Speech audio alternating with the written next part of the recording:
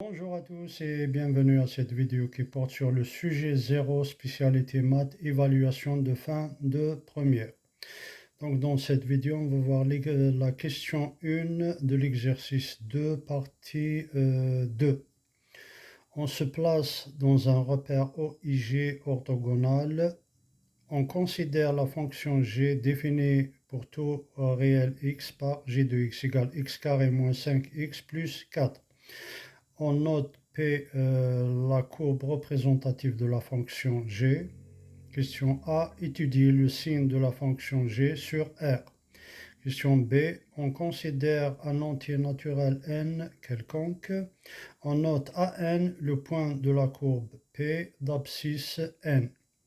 On note AN le coefficient directeur de la droite AN plus 1. Justifier que pour tout entier naturel n, on a AN égale 2n moins 4.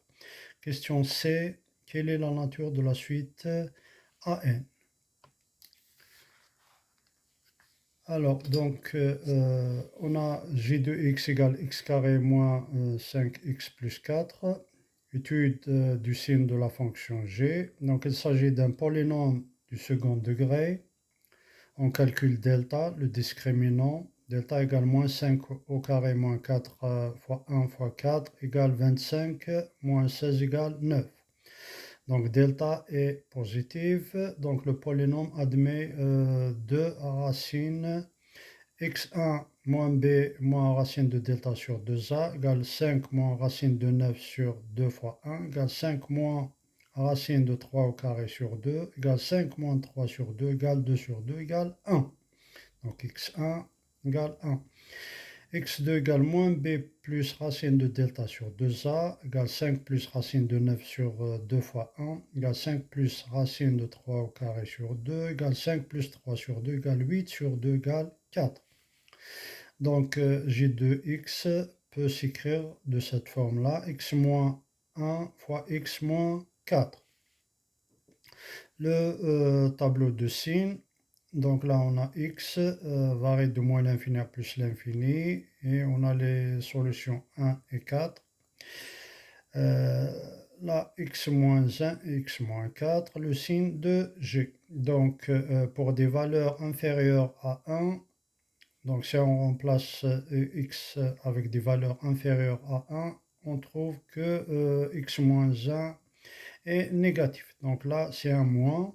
Et si on remplace avec des valeurs plus grandes que 1, donc on trouve cette quantité est positive. Donc on met un plus là.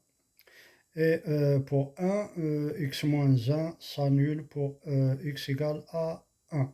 Donc on met un 0. Pareil pour x moins 4, donc si on remplace avec des valeurs inférieures à 4, donc on trouve le résultat négatif. Donc là je mets un moins, je mets un signe moins, et pour des valeurs plus grandes que 4, c'est positif. Donc là je mets un plus, et pour 4, c'est ça nul, donc c'est 0. Et le signe de G, donc, c'est le produit. Moins par moins, ça donne plus par moins, ça donne moins, et plus par plus, ça donne plus. Question B, on cherche à prouver que AN égale 2N moins 4. On a AN le point de la courbe P d'abscisse N, AN coefficient directeur de la droite AN plus 1. Donc on calcule ce coefficient directeur. AN égale y AN plus 1 moins y AN sur x AN plus 1 moins x AN. X AN égale AN, y AN égale g de x AN égale g de x, et on remplace dans la fonction g x par n. Donc g de n égale n carré moins 5n plus 4. Y de AN plus 1 égale g de x AN plus 1 égale g de n plus 1 égale n plus 1 au carré moins 5n plus 1 plus 4. On développe, là c'est une identité remarquable de la forme a plus b au carré. Donc ça donne n carré plus 2n plus 1 moins 5n moins 5 plus 4. Donc au final, g de n plus 1 égale n carré moins 3n.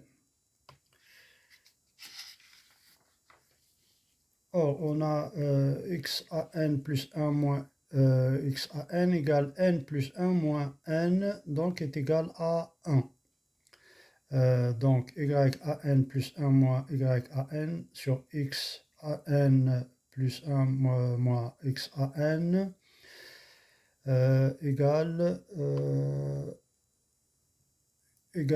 donc si on divise, donc on trouve n carré moins 3n moins n carré moins 5n plus 4 divisé par 1 égale n carré moins 3n moins n carré plus 5n moins 4 divisé par 1. Et il nous reste 2n moins 4. Et c'est ce qu'on cherche.